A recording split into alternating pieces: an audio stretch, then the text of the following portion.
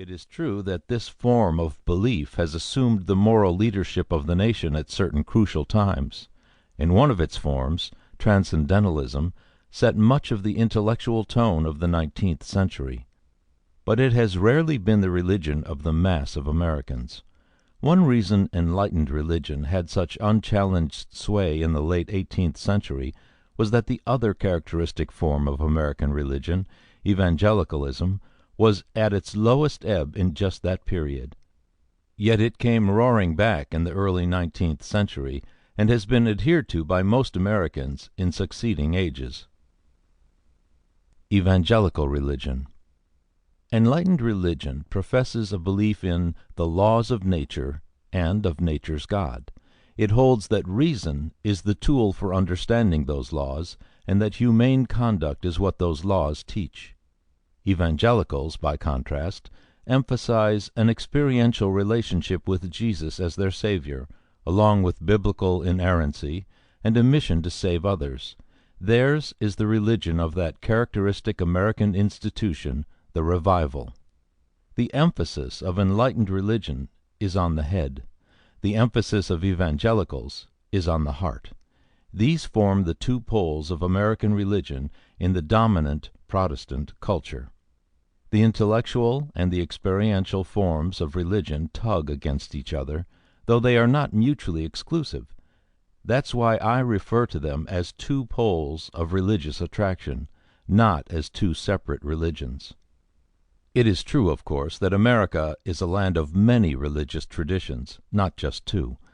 But the two emphases I single out have had the greatest impact on the general religious ethos. They are not separate churches, but strong tendencies in many churches.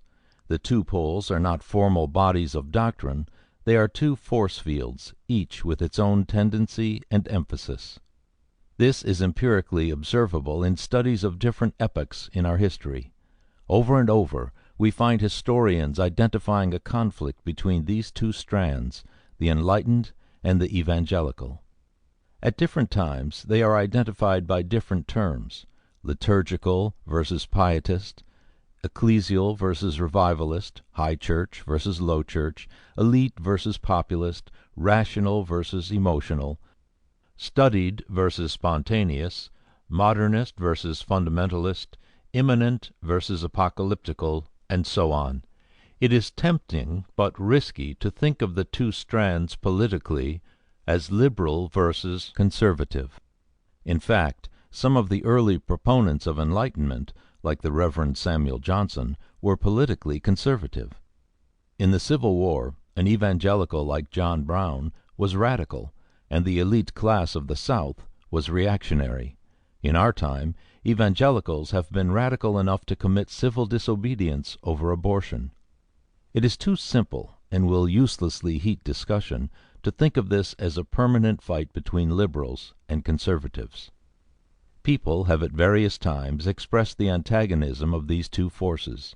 In 1853, a prominent minister could complain of an impression somewhat general that an intellectual clergyman is deficient in piety, and that an eminently pious minister is deficient in intellect.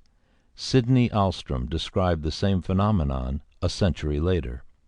Americans have in effect been given the hard choice between being intelligent according to the standards prevailing in their intellectual centers, and being religious according to the standards prevailing in their denominations.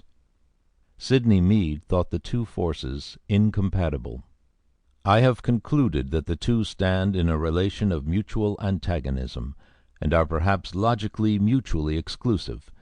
This is to say that practically every specific of traditional orthodoxy in Christendom is intellectually at war with the basic premises upon which the constitutional and legal structures of the Republic rest. That is far too pessimistic. In fact, the constitutional framework has done just what Jefferson and Madison said it would: fostered and protected religion.